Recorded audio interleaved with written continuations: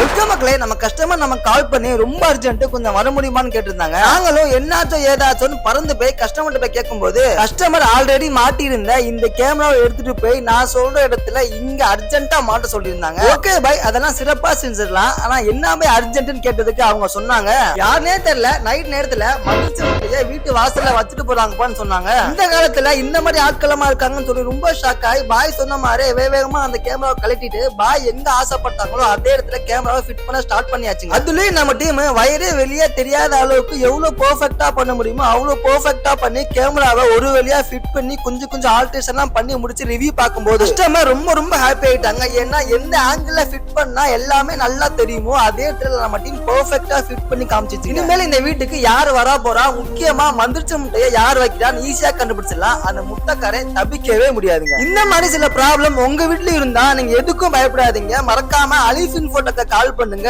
ஏன்னா உங்களுக்கு நாங்க இருக்கோம்.